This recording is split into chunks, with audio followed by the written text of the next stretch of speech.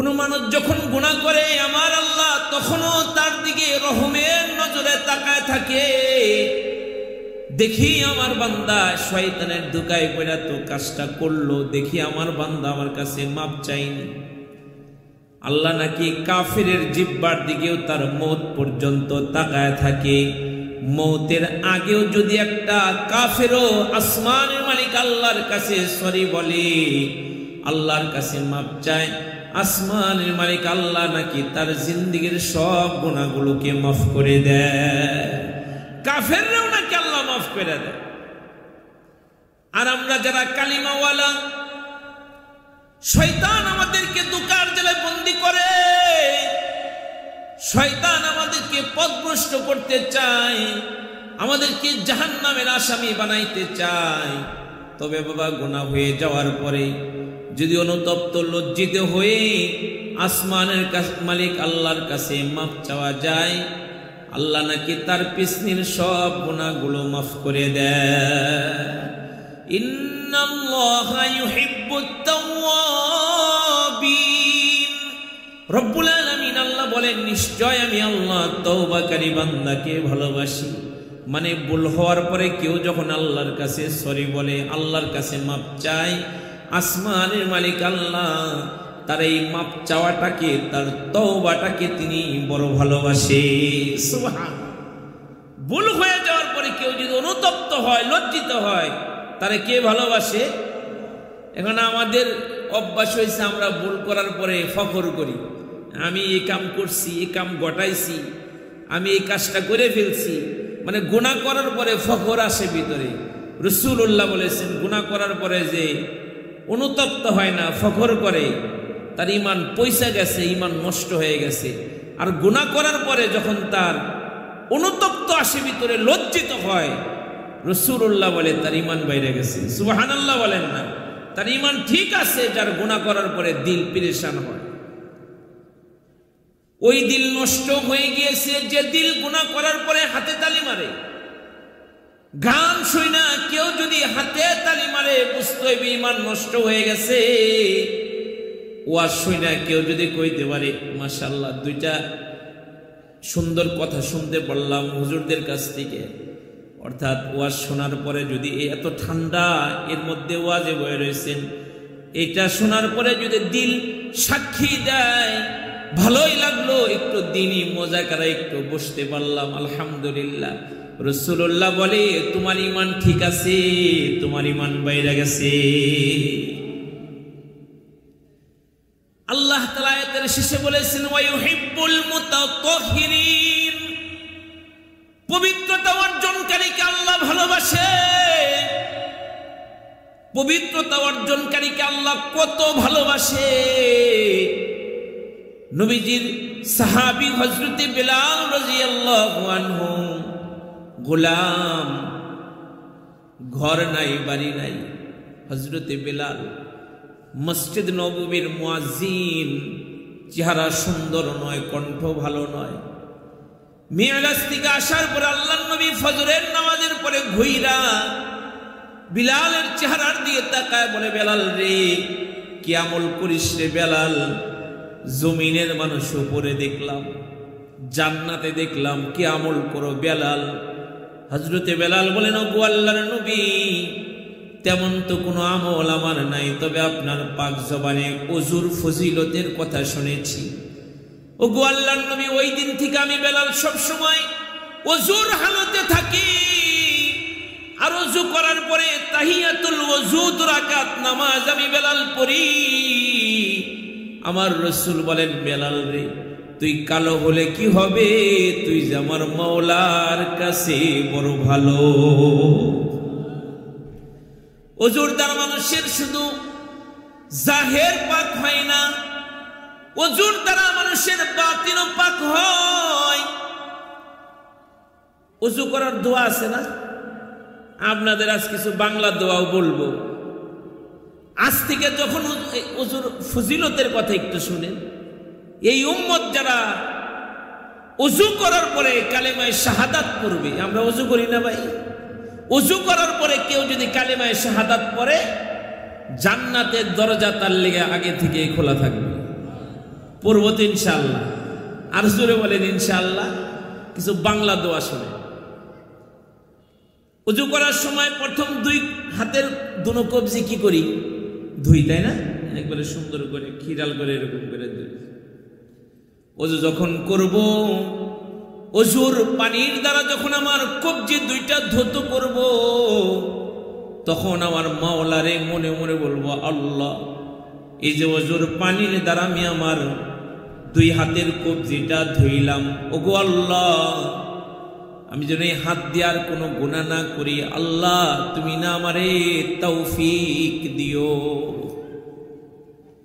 ওযুর পানি দ্বারা যখন আমি কুলি করব, 3 বার কুলি করব। কুলি করার সময় আল্লাহর বলবো, আল্লাহ, এই যে ওযুর পানির দ্বারা আমি কুলি করতেছি, মালিক রে, আমি যেন এই মুখ দিয়ার পাপের কথা না বলি, গুনার কথা না বলি। পারা যাবে না ইনশাআল্লাহ।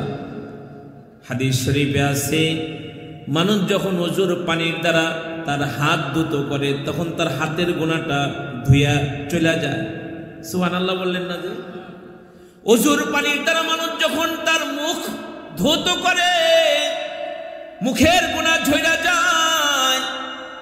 ওযুর পানির দ্বারা যখন আমি আমার নাক সাফ করব, নাকের নরম জায়গা পর্যন্ত পানি পৌঁছাবো, তখন আমার আল্লাহরে বলবো, আল্লাহ, এই নাক দিয়া যেন আমি জান্নাতের গ্যারান পাই, আল্লাহ তুমি না আমারে তৌফিক দিও।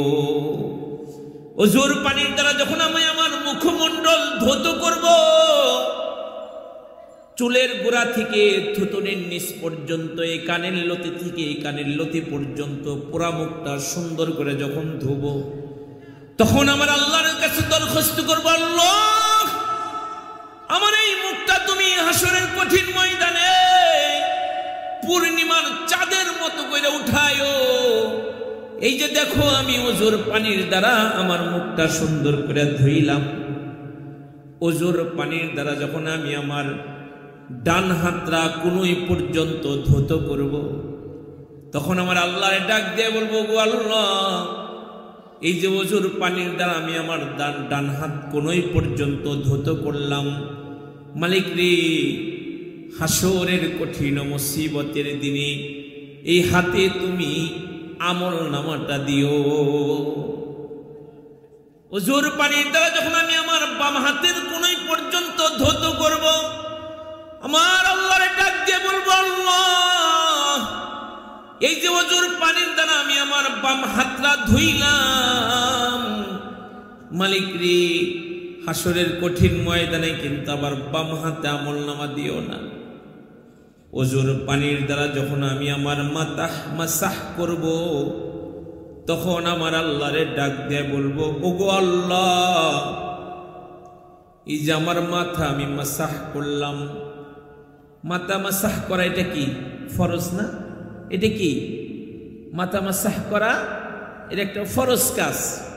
যখন এটা করব, তখন আল্লাহরে বলবো, আল্লাহ, এই যে মাথা মাসাহ করলাম ওযুর পানির দ্বারা, আল্লাহ এই মাথা যেন কোনো জিন্দা পীরের পায়ে, কোনো মুর্দা পীরের পায়ে, কোনো আজারে মাজারে বাজারে এই মাথা যেন আমার না পড়ে, এই মাথা যেন তোমার কদমেই শুধু পড়ে, আল্লাহ তুমি তৌফিক দিও। আমিন বলেন না সবাই? এই মাথার দ্বারা আমরা আমার মাকে সিজদা করি না, বাবাকে সিজদা করি না। কাকে সিজদা করি? কাকে? পীরের কদমে। প্রশ্নে ওঠে না। মনে থাকবে ইনশাআল্লাহ ভাই। আমরা কিন্তু পীর বিরোধী নই, তবে যে পীররা সিজদা নেয় তাদের বিরোধী। সিজদার একমাত্র উপযুক্ত কে?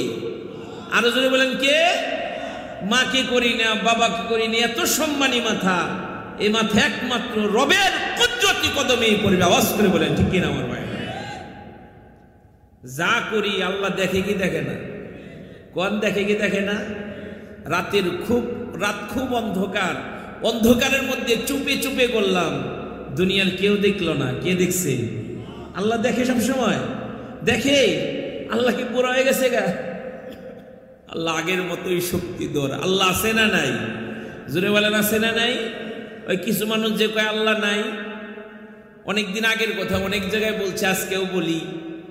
যাচ্ছিলাম আমাদের এই আশেপাশেই কোথাও মাহফিলে, নামটা নাই বললাম, তো এক রাস্তা দিয়ে যাচ্ছি, ও রাস্তার পাশে এক পীরের বাড়ি। কিসের বাড়ি? পিসা হুজুরের বাড়ি। হুজুরের বাড়িতে 7 দিন ব্যাপী দয়াল গান চলতেছে। পিসার বাড়ি কি চলে? গান। আচ্ছা, ভালো পিসাবের বাড়ি ওয়াজ চলে না গান চলে? এই ভালো পীর আর দুষ্ট পীর পার্থক্য করার জন্য কুরআন হাদিসের দরকার নাই। মনে করবেন যেটা ভালো এটার ভিতরে ওয়াজ হয়, আর যেটা ওই যে ওই পথের ওইটার বাড়িতে গান হয়। এই আপনাদের আশেপাশে আছে না না এগুলো আমার ভাইয়েরা? তো ওই পীরের বাড়িতে গান গাইতেছে, শরীয়ত মারিফতের গান হইতেছে, বিচার গান যেগুলা মানুষে বলে। তো যিনি গান গাইতেছে তিনি আবার হাজি, আলহাজ, হজ করছে। কি করছে? হাজি গানটা কি গায়? এই গান গাইলে ইমান থাকবে কি থাকবে না এটা আপনাদের কাছে জিজ্ঞাসা করবে একটু পরে। তার আগে ছোট্ট করে গানটা শোনায়। গানে কি বলে? এই বয়াতি কইতেছে, আল্লাহ নাই নাই রে, নাউজুবিল্লাহ বলেন। শাইখুল হাদিস সাহেব হুজুর পাশে বসে রয়েছে। আচ্ছা, এই কথা যে বলবে তার ইমান গেছে না আছে? হ্যাঁ, ইমান আছে তার। আচ্ছা, তারপরে কি কয় শুনে, আল্লাহকে দেখিতে গিয়েছিলাম ওই না মক্কা মদিনাতে, আল্লাহ নাই নাই রে, নাউজুবিল্লাহ।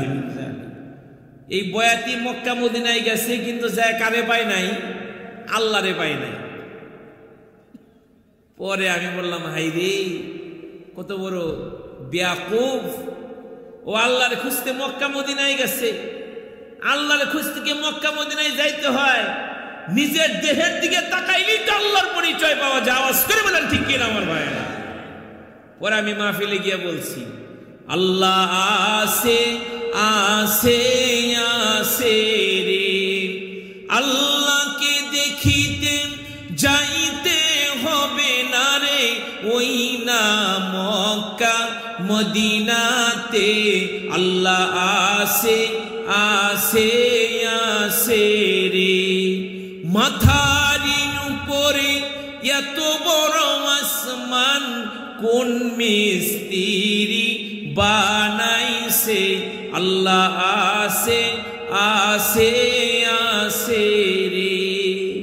আমার ভাইয়েরা, এই যে প্যান্ডেল বানাইছে, কত খুঁটি, এত সুবিশাল আসমান, কোনো খামখুঁটি আসেনি। আল্লাহরে দেখতে মক্কা মদিনায় যাইতে হইব না, উপরের দিকে 2টা চোখ দিয়া তাকাইলেই বোঝা যাইব আল্লাহ আছে না নাই। আওয়াজ করে বলেন ঠিক কিনা? এই প্যান্ডেল বানাইছে, কত খামখুঁটি, আসমানের কোনো খামখুঁটি নাই। তবে হ্যাঁ আছে, আসমানের খুঁটি হইল সুবহানাল্লাহ, আলহামদুলিল্লাহ, আল্লাহু আকবার, লা ইলাহা ইল্লাল্লাহ। যতদিন এগুলো বলার মানুষের জমিনে থাকবে ততদিন আল্লাহ আসমানকে ঠিক রাখবে। কথা বলেন ঠিক কিনা আমার ভাই? যেদিন এগুলো বলার মানুষ খুঁজে পাওয়া যাবে না, ওদিন আল্লাহ তাআলা ইসরাফিল আলাইহিস সালাতু ওয়াস সালামকে ডাক দিয়ে বলবে, বাঁশি বাজায় দাও, দুনিয়ার হায়াত ফুরায় গেছে, আমাকে ডাকার মানুষ নাই। আমার ভাইয়েরা, আমার বাবাজিরা,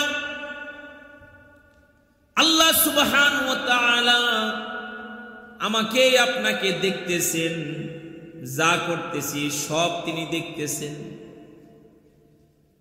রাতের অন্ধকারে কি করি দুনিয়ার কেউ না দেখলেও আল্লাহ দেখে, দিনের আলোতে কেউ দেখলো না আল্লাহ দেখে। সব অপরাধ আল্লাহ দেখতেছে, যা কিছু করতেছি সব রেকর্ড হয়ে যাইতেছে। দুনিয়ার ক্যামেরা রেকর্ড করে, অনেক সময় ভিডিও হয়, অডিও হয় না, অনেক সময় ভাইরাস ঢুইকা সব নষ্ট হয়ে যায়। কিন্তু আমার মাওলা, আমার আল্লাহ যেই ক্যামেরা দিয়ে ভিডিও করতেছে, অডিও ভিডিও হয়ে যাইতেছে, কোনোদিন এগুলো মুছবে না, এগুলো ভাইরাসে নষ্ট করবে না। যেভাবে রেকর্ড হবে ওইভাবেই থাকবে। কথা বলেন ঠিক কি না? ওইভাবেই এটা থাকবে। আমার ভাইরা, আমার বাবাজিরা, পর্দার আলের মা বোনেরা, বলেন তওবাকারী বান্দাকে আমি আল্লাহ ভালোবাসি, আমি আল্লাহ ভালোবাসি। তাহলে অপরাধ যদি হয়ে যায়, ভুল ত্রুটি যদি হয়ে যায়, মাপ চাবো কার কাছে? আরো জোরে বলেন কার কাছে? যারা আল্লাহর কাছে মাপ চায় আমার আল্লাহ তাদের উপরে বড় খুশি হয়ে যায়। ইয়া আইয়ুহাল্লাযীনা আমানু তুবু ইলাল্লাহি তাওবাতান নাসুহা। আল্লাহ তাআলা ঈমানদারদেরকে ডাক দিয়ে বলে, ঈমানদারেরা তোমরা তওবা করো, বিশুদ্ধ তওবা করো, খালেস তওবা আসমানের মালিক আল্লাহর কাছে করো। ও ভাই, যে পাপ করছি জীবনে আর কোনোদিন করব না, এটাকেই তওবা বলে। জীবনে আর করব না, তওবা। তাহলে আজ থেকে বেশি তওবা করব তো ইনশাআল্লাহ। কেন করব না? আমরা যেই নবীর উম্মত, ও নবীজিও তো প্রতিদিন 70 থেকে 100 বার আল্লাহর কাছে তওবা করতেন। কেন করতেন? আমাদেরকে শিক্ষা দেওয়ার জন্য। দেখো আমার কোনো গুনাহ নাই, আর আমি কতবার তওবা করি, আর তোমাদের কত গুনাহ, তোমরা কেন গুনাহ থেকে তওবা করো না? আল্লাহর নবী সাহাবায়ে কেরামদেরকে ডাইকে ডাইকে বলছে, তওবা থেকে কেন দূরে থাকো? আমি নবীও তো 100 বার তওবা করি। ও ভাই, আজ থেকে বেশি তওবা করব তো ইনশাআল্লাহ। আরো জোরে বলেন ইনশাআল্লাহ। এই আমার একটা দাওয়াত আপনাদের খেদমতে, যে আজ থেকে বেশি বেশি তওবা করব। তওবাকারী বান্দাকে কে ভালোবাসে? আল্লাহ ভালোবাসে। তাহলে বেশি করব তো ইনশাআল্লাহ। জোরে বলেন ইনশাআল্লাহ। তো মাথা যখন মাসাহ করব, তখন আল্লাহর বলবো, আল্লাহ এই মাথা যেন কোনো জিন্দা পীরের পায়ে, কোনো মুর্দা পীরের পায়ে, কোনো আজারে মাজারে, বট গাছের নিচে, তিতুল গাছের নিচে যেন এই মাথা না পড়ে। পারবো না ইনশাআল্লাহ। আরো জোরে বলেন ইনশাআল্লাহ। সর্বশেষ ডান পাটা যখন ধুতু করব, বাম পাটা ওজুর পানি দিয়ে যখন ধুইব, তখন আল্লাহরে বলবো, আল্লাহ এ পা দিয়া যেন নিরাপদে পুলসিরাত পাড়ি দিয়ে তোমার জান্নাতে যাইতে পারি। সুন্দর করে একটা ওযু করে যদি কালেমায়ে শাহাদাত পড়তে পারি, আমার মন বলে এমন সুন্দর ওযু, এমন সুন্দর ওযুর দ্বারা 2 রাকাত নামাজ পড়লে ও নামাজের আলাদা ওজুন হবে, আলাদা ওজুন হবে, আলাদা ওজুন হবে, এমন ওজুন নামাজের। আফসোস আর পরিতাপের সাথে বলতে হয়, নামাজ নাকি সমস্ত অন্যায় কাজ থেকে আমাদেরকে বাঁচাবে, কুরআনুল কারীমে আল্লাহ বলছে। কিন্তু নামাজটা তো হইতে হইব, ওযুই তো হয় না। ওযু করে সপ্তাহে একবার এমন মানুষ আছে না নাই? জোরে কোন আছে না নাই? ওযু করে বছরে 2 বার, শুধু 2 ঈদে, আছে না নাই? তা ওযুই হয় না, নামাজ কেমনে হইব?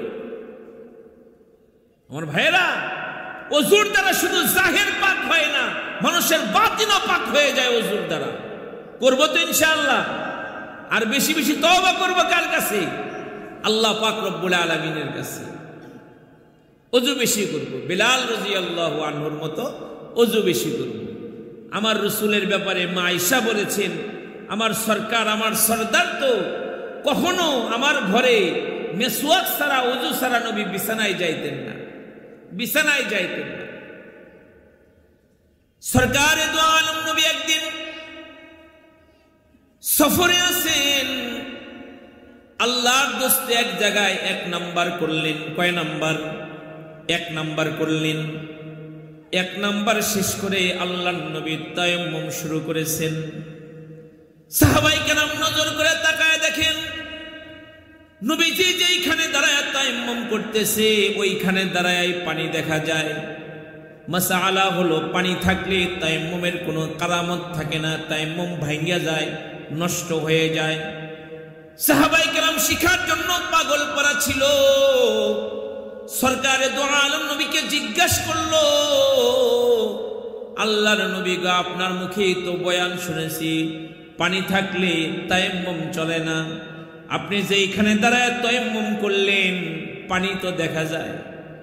আল্লাহর রাসূল সাহাবায়ে কেরামদেরকে ডাক দিয়া বলে, ও আমার সাহাবীরা, পানি পর্যন্ত যে আমি নিরাপদে যাব এই গ্যারান্টি তো আমার কাছে নাই। আমার কাছে গ্যারান্টি নাই যে আজরাইল আমারে নেওয়ার জন্য আসবে না। পানি পর্যন্ত যে আমি নিরাপদে যাব এই সনতে গ্যারান্টি আমার কাছে নাই। তার মানে নবী বুঝায়, পানিতে যাওয়ার আগে যদি আজরাইল আয়া পড়ে, তাহলে আমার জিন্দেগীর শেষ সময়টা বিনা ওযুর হালতে হইল, নাপাক বদনে হইল। এজন্য নিজেকে সেফ রাখার জন্য পানি পর্যন্ত যেন নিরাপদে যাইতে পারি, এজন্য আমি নবী তায়াম্মুম করেছি। আল্লাহু আকবার বলেন না। নিরাপদে যেন পানি পর্যন্ত পৌঁছতে পারি, এজন্য আমি তায়াম্মুম করেছি। আফসোস আর পরিতাপের সাথে বলতে হয়, এ সমাজের কিছু মানুষ সারা সপ্তাহ অপবিত্র থাকে, এ সমাজের কিছু মানুষ সারা বছর অপবিত্র থাকে। এ সমাজের কিছু মানুষের গোসল ফরজ হয় রাত 10টা বাজে, গোসল করে পরের দিন 10টা বাজে আসে না, না পরের দিন দুপুরের পরে তার দেহকে পাক বানায়, পবিত্র বানায়। তাদের চলাফেরা দেখলে মনে হয় তারা বুঝি মরবে না, তাদের কাছে বুঝি আজরাইল আসবে না। ও ভাই, আজরাইল তো যে কোনো মুহূর্তে আমার আপনার কাছে আসতে পারে। কোন ভরসায় নিজের বদনকে নাপাক রাখি, কোন ভরসায় নিজেকে অপবিত্র বানায় রাখি। আল্লাহ তাআলা না করে যদি আজরাইলকে আল্লাহ পাঠায়া দেয়, ফরজ গোসল হয়েছে, এই অবস্থায় আমার ওফাত হয়ে গেল, কোন মুখ নিয়ে আমার মাওলার সামনে গিয়ে দাঁড়াবো? কোন মুখ নিয়ে আল্লাহর সামনে দাঁড়াবো? দেহ নাপাক, ধুমসে খাবার দাবার খাইতেছি, আল্লাহর তৈরি জমিনের উপর দিয়ে হাঁটতেছি, আল্লাহর সৃষ্টি আসমানের নিচ দিয়ে হাঁটতেছি, আল্লাহর দেওয়া অক্সিজেন ব্যবহার করতেছি। ভয় কি লাগে না? আজরাইল যে কোনো মুহূর্তে আমাকে আপনাকে নেওয়ার জন্য চলে আসতে পারে। ভাইরে, যা হয়েছে ভুল হয়েছে, বুঝি নাই, এখন বুঝলাম নাপাক দেহে চলাফেরা করা যাবে না, গুনাহ করার পরে বৈশা থাকা যাবে না। আজ থেকে আমল করব তো ইনশাআল্লাহ। আর জোরে বলেন ইনশাআল্লাহ। এই বয়ান আমার জন্য, আল্লাহ যেন সবার আগে আমাকে আমল করার তৌফিক দান করেন, পরে আপনাদেরকে আমল করার তৌফিক দান করেন। জবান খুলে বলেন আমিন। এ আমার একটা দাওয়াত আপনাদের খেদমতে। আজ থেকে বেশি তওবা করব, নিজের বদনকে পাক সাফ রাখবো ইনশাআল্লাহ বলি। 2 নম্বর একটা কথা বলবো আর বয়ান শেষ হয়ে যাবে, খুব খেয়াল করেন। ওই যে যেই নবী প্রতিদিন 70 থেকে 100 বার আল্লাহর কাছে তওবা করতেন, কোন গুনাহ আমার পয়গম্বর আরবিন ছিল না। রব্বুল আলামিন আল্লাহ ওই পয়গম্বরের ব্যাপারে বলেন, ওয়া ইন্নাকা লাআলা খুলুকিন আযীম, নিশ্চয় আপনি মহান চরিত্রের অধিকারী। আমার নবীর চরিত্র ফুলের চাইতেও পবিত্র। জুড়ে বলে সুবহানাল্লাহ। গল্প লোকের গল্প কত শুনেছে সবাই, আমার বিশ্ব নবীর জীবন কথা যার তুলনা নাই। ধরাইলেন একটি শিশু ধুধু মরুর দেশে, বাবার দেখা পাই নাই শিশু এই দুনিয়ার বুকে। মাকে ছেড়ে দুধ মার কাছে শৈশব কাটে তার, দাদাও তার বিদায় নিলেন ছেড়ে এ সংসার। মিথ্যা কথা বলতেন না তাই সবার আল্লাহ আমিন, দুঃখী লোকের দুঃখ শুনে কাঁদতো সারাদিন তিনি আমার নবী মুহাম্মাদুর রাসূলুল্লাহ সাল্লাল্লাহু আলাইহি ওয়াসাল্লাম। জীবনে কোনোদিন আমার আপনার নবী মিথ্যা কথা বলে নাই। আল্লাহু আকবার বলে। ওই নবীর উম্মত আমি আপনি। ও ভাই, আমরা না ওই নবীর উম্মত? তাহলে আমাদেরকেও মিথ্যা বর্জন করার দরকার আছে না নাই? জুড়ে বলেন আছে না নাই? কোন দামি নবীর উম্মত আল্লাহ পাক রব্বুল আলামিন আপনারা আমারে বানাইছে, যিনি দুনিয়াতে আসার আগেও নবী। আল্লাহু আকবার বলেন না। আল্লাহ পাক রব্বুল আলামিন তার একজন ফেরেশতা আছেন হযরত জিবরাইল আলাইহিস সালাতু ওয়াস সালাম। ওই জিবরাইল নবীদের কাছে আসতেন আল্লাহর কথা নিয়ে। আল্লাহ যা বলতেন জিবরাইল আমিন নবীদের কাছে আইসা ওই কথা শুনাইতেন। কোন নবীর কাছে কতবার আসছে জিবরাইল, হাদিসের কিতাবে আছে। এই মাদ্রাসা দাওরা হাদিস পর্যন্ত আপনারা খোঁজ দিলেই চেক করতে পারবেন, বের করতে পারবেন কোন নবীর কাছে জিবরাইল আমিন কতবার আসছে। এ দলিল আছে, কারো কাছে 3 বার, কারো কাছে 5 বার, 7 বার, 40 বার, 400 বার। কিন্তু আমি আপনি যেই নবীর উম্মত, ও নবীর কাছে 1 বার 2 বার নয়, 1000 বার 2000 বার নয়, 24,000 বার আগমন করেছেন বলে সুবহানাল্লাহ। আর আপনার নবীর কাছে জিবরাইল 24,000 বার আগমন করেছে। আল্লাহ যা বলে জিবরাইল তাই বলে। মাঝে মাঝে জিবরাইল আমিন এমনিতেও আমার নবীর কাছে আসতেন, নবীর কাছে আইসা গল্প করতেন। একদিন জিবরাইল আমিন আমার রাসূলের কাছে আইসা বলেন, নবী গো, একটা কথা জানতে বড় ইচ্ছা লাগে, আপনি কি আমাকে বলবেন? পয়গম্বর আরবি বলেন, জিবরাইল রে, কি জানতে মন চায় আমাকে বলো। জিবরাইল আমিন বলেন, ওগো আল্লাহর নবী, আমার জানতে ইচ্ছা করে আপনার রিয়েল বয়সটা কত বছর হয়েছে, মানে সত্যি বয়সটা কয় বছর হয়েছে। আমাকে গতকাল একজন জিজ্ঞেস করছে আপনার বয়স কেমন।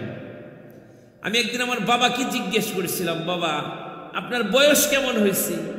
তো বাবার জবাব দিয়েছে, আরে তোমার দাদি বলছে কাতি মাসে নাকি হয়েছে।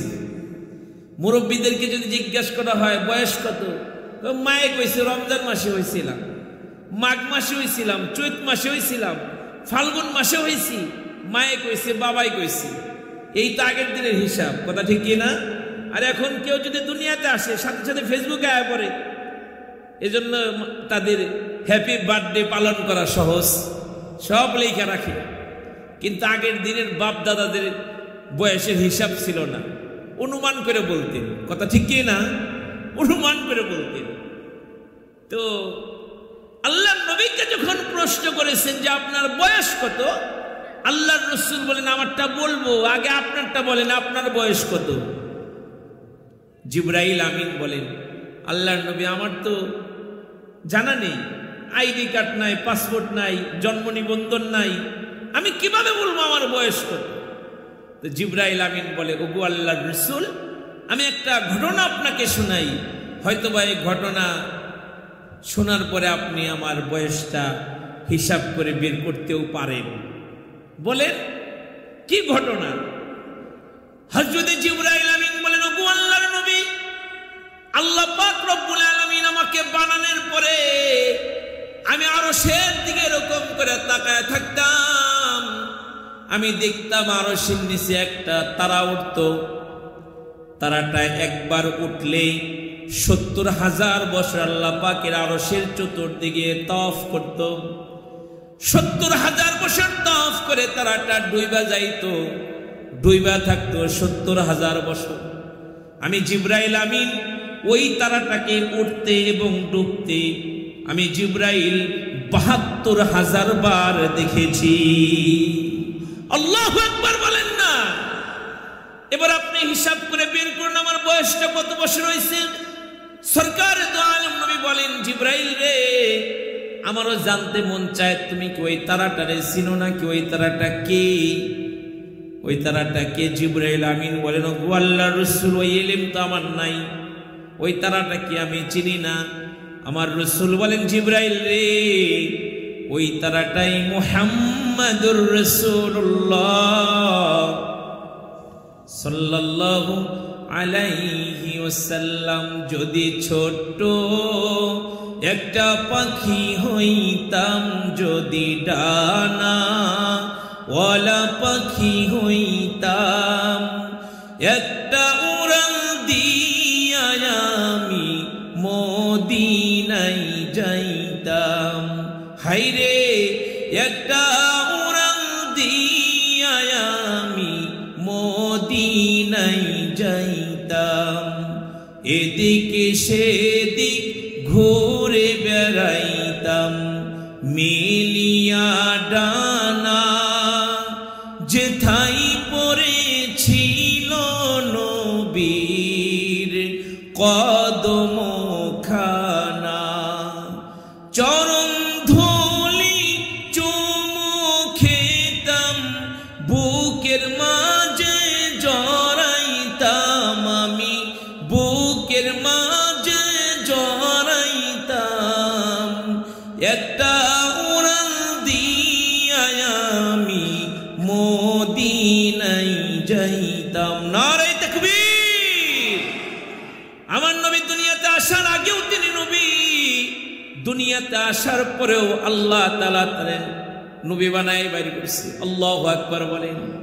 ইন্নাল্লাহা জামিলুন ইউহিব্বুল জামাল। আল্লাহ তাআলা সুন্দর, তিনি সৌন্দর্যকে বড় ভালোবাসেন। তার বন্ধুরা দুনিয়াতে আল্লাহ তাআলা পাঠায় দিয়েছে। তায়েফ থেকে 10 মহিলা নবীরে মক্কার দিকে সফর করা শুরু করছে। 10 জন মহিলা, তার মধ্যে একজন মহিলা খুব দুর্বল, নিজেও দুর্বল, সোয়ারিটাও দুর্বল। 9 মহিলা তাকে 3 বার সাথে আনলো। চতুর্থবার তাকে লক্ষ্য করে বলল, দুর্বল বাহন নিয়ে আসছো, দুর্বল গাড়ি নিয়ে আসছো, আমাদের সাথে চলতে গেলে আমাদের নিজেদেরই সমস্যা, সফর অনেক লম্বা হয়ে যাবে, তোমার মতো তুমি আসো, আমরা চলে গেলাম। 9 মহিলা মক্কায় ঢুকিয়া ধনীর বাচ্চাদেরকে নিল।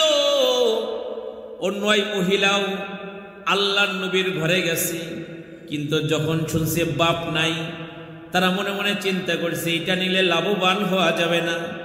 এজন্য তারা ধনীর বাচ্চাদেরকে নিয়ে আসছে। ওই যে 10 মহিলার দুর্বল যে বাহন নিয়ে যেই মহিলা আসতেছিল, নাম তার হালিমা সাদিয়া। তিনি যখন মক্কায় প্রবেশ করেছে, আয়েশা দেখে 9 মহিলা চলে যাইতেছে বাচ্চা লয়ে।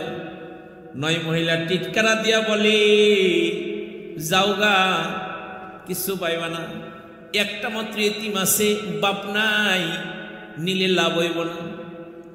হালিমা সাদিয়া চিন্তা করলেন, এত কষ্ট করে সুদূর তায়েফ থেকে আসলাম, খালি হাতে যাব, একটা বার একটু দেখে যাই, কমাস কম দেখে যাই। হালিমা সাদিয়া নবীর ঘরে ঢুকে পড়ছে। হাদিসে আছে নবীজি তখন ঘুমায়াছিল, চাদর দিয়া ঢাইকা রাখছে। কেমন নবীর উম্মত রে বাবা, আমি আপনি।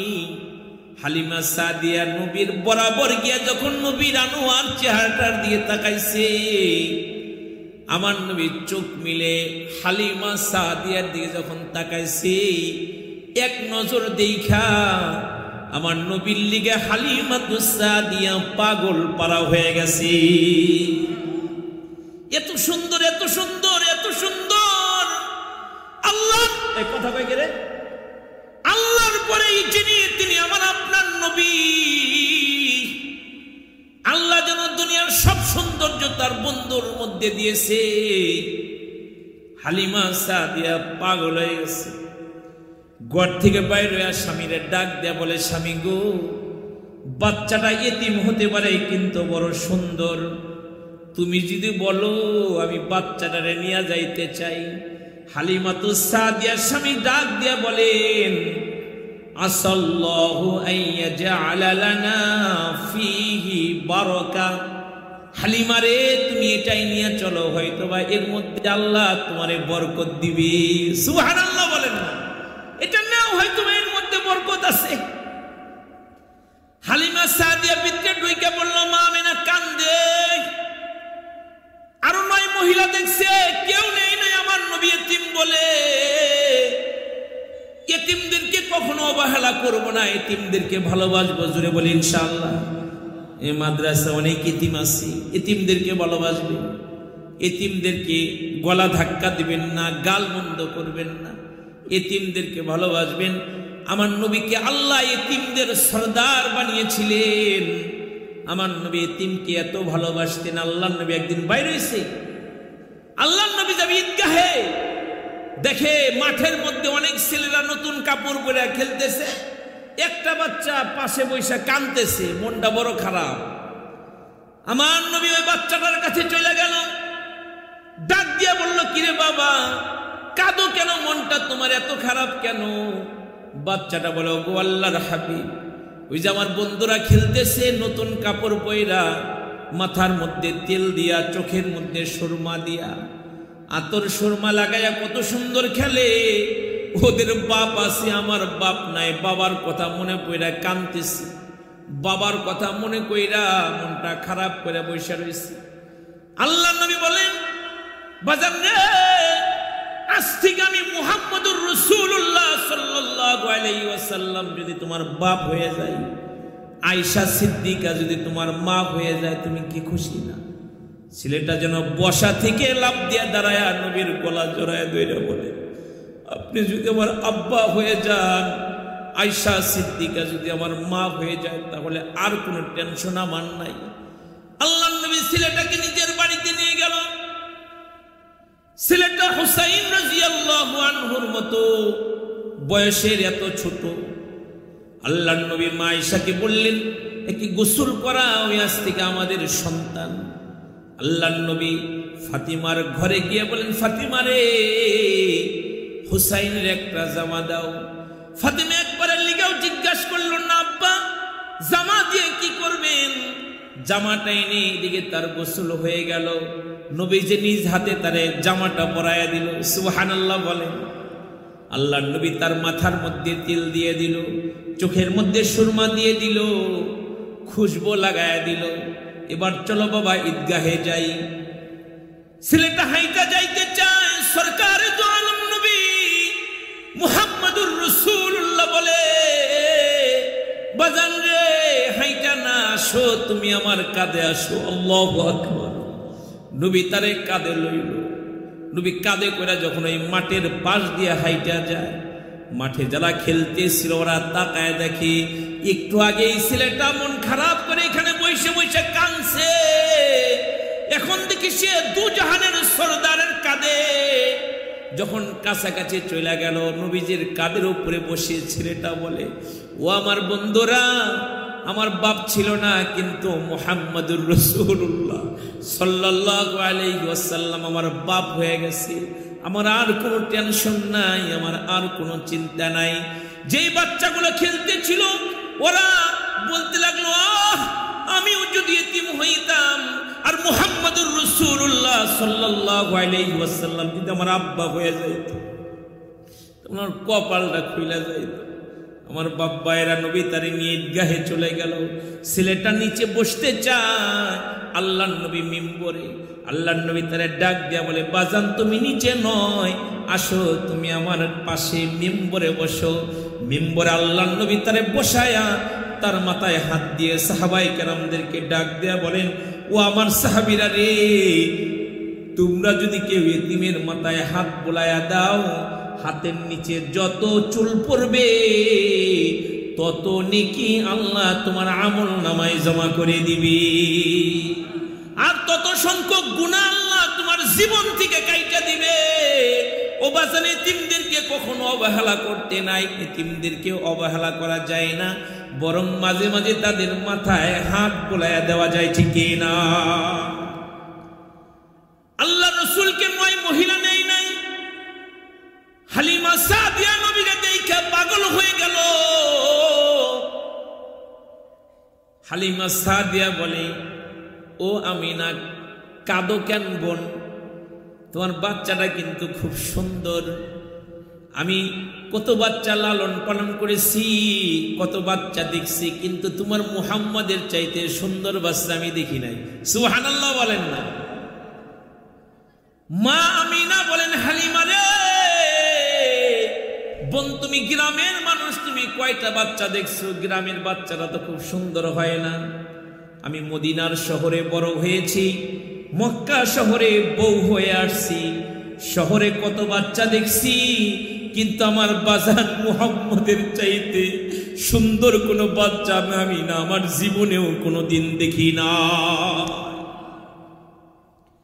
নবীজির দাদা খাজা আব্দুল মুত্তালিব ডাক দিয়ে বলেন, হালিমা, তুমি গ্রামের মানুষ, তুমি দেখো নাই, আমার বৌমা শহরের মানুষ, বৌমাও দেখে নাই। আমি শাম দেশ সফর করেছি, কত দেশ বিদেশে সফর করছি, আমার নাতির চাইতে সুন্দর কোনো বাচ্চা, সুন্দর কোনো মানব আমিও জীবনে কোনোদিন দেখি না। মুফাসসিরগণ বলেন, ওইখানে যদি জিবরাইল আমিনের আগমন করত, জিবরাইলের বক্তব্যটা ঠিক এমন হইতো, তোমরা দুনিয়ার মানুষ কই থেকে দেখবা, আমি জান্নাত দেখার মানুষ, জান্নাতের মধ্যে তাবুর নিচে আল্লাহ হুর বানায় রাখছে, হুরুম মাকসুরাতুম ফিল খিয়াম। তাবুর নিচে আল্লাহ হুর বানায় রাখছে, হুর। জান্নাতে হুর দেখছি, দুনিয়ার কত মানুষ দেখছি, জান্নাতের মধ্যে হুর দেখছি। আমি জিব্রাইল মুহাম্মদুর রাসূলুল্লাহর চাইতে সুন্দর কোন মানব আমি জিব্রাইলও তো কোনোদিন দেখি না। ওইখানে যদি আল্লাহর বক্তব্যটা প্লে করা হতো, আল্লাহর বক্তব্যটা ঠিক কেমন হইতো তোমরা কই থেকে দেখবা? আমি তো এক পিসই বানাইছি, সুবহানাল্লাহ বলেন। আমি তো ওয়ান পিস বানাইছি, কই থেকে তোমরা দেখবা? একটাই বানাইছি, মন বইরা দেখো। আল্লাহু আকবার, একটাই তো বানাইছি। ওই নবীর উম্মত আমি আপনি বাবা। আমার নবী জীবনেও কোনোদিন মিথ্যা কথা বলে নাই। ওই নবীকে ইতাআত করার দরকার আছে না নাই? ওই নবীকে মানার দরকার আছে না নাই? হালিমাতুস সাদিয়ার স্বামী যখন বললেন, আসাল্লাহু আইয়াজআলা লানা ফীহি বারাকা, হালিমা তুমি এটা নাও, হয়তো এর মধ্যে আল্লাহ আমাদেরকে বরকত দিবে। দুর্বল বাহনের উপরে উঠা বলল, দু জাহানের বাদশারে লয়া। হালিমাতুস সাদিয়ার স্বামী বাহনকে দিক নির্দেশনা দেওয়ার জন্য সামনে গিয়া বসছে, দাঁড়ানো সোয়ারি বৈশা পড়ছে। এরা চিন্তায় পড়ছে কেমনে যাব তায়েফে, সোয়ারি যে বৈশা পড়ল। হালিমাতুস সাদিয়ার স্বামী নাইমে পড়ছে, সোয়ারি আবার দাঁড়ায় গেছে। হালিমাতুস সাদিয়ার স্বামী বলেন, হালিমা এবার তুমি সামনে বসো, এত সুন্দর বাচ্চাটারে নিয়ে তুমি সামনে বসো, আমি পিছনে বসি। হালিমাতুস সাদিয়ার স্বামী যখন পিছনে বসছে, সোয়ারি পাহাড় বরাবর শক্তি নিয়ে দৌড়ানো শুরু করছে। আল্লাহু আকবার, দৌড়ানো শুরু করছে পাহাড় সমান শক্তি লয়া। সোয়ারি হালিমাতুস সাদিয়ার স্বামীকে আর তাকে বুঝিয়ে দিল, মহামানবকে পিছনে রাখবার আমি চলবো, এটা হতেই পারে না। আমাদের নবী হলেন এই উম্মতের ইমাম, আমরা হলাম তার মুক্তাদি। মুক্তাদি সামনে থাকে না, ইমাম সামনে থাকে। ইমাম সামনে থাকে। মুহাম্মদুর রাসূলুল্লাহ সাল্লাল্লাহু আলাইহি ওয়াসাল্লামকে নিয়ে যখন সামনে বসছে, সোয়ারি পাহাড় বরাবর শক্তি নিয়ে দৌড়ানো শুরু করছে। অল্প সময়ের মধ্যে এই 9 মহিলারা দৌড়া তাদেরকে পিছনে ফেলে সামনে চলে গেছে। 9 মহিলা হালিমারে ডাইকে বলে, ও বোন, তুমি কি সোয়ারি পরিবর্তন করছো নাকি? বলে না, বাহন পরিবর্তন হয়েছে। আল্লাহু আকবার বলেন না, সোয়ারি পরিবর্তন হয় না, এর উপরে যে চড়ছে এটা পরিবর্তন হয়েছে। বাদ চলে গেছে। হাদিসের কিতাবে আছে, ছাগলের উলান ভর্তি দুধ, ছাগলগুলো মোটা তাজা হয়ে গেছে গা। তো তায়েফের মহিলারা এসে হালিমাকে বলতেন, বোন তুমি কোন পাহাড়ে ছাগলকে ঘাস খাওয়াও, এত মোটা তাজা এত দুধ দেয়? তো তারা ওই মাঠে গিয়ে ছাগল চড়াইতো, কাজ হয় না। হালিমাতুস সাদিয়া আমার দয়ার নবীদের দেখায় বলে, এইটার বরকত। সুবহানাল্লাহ বলেন না, এটার বরকত, এটার বরকত।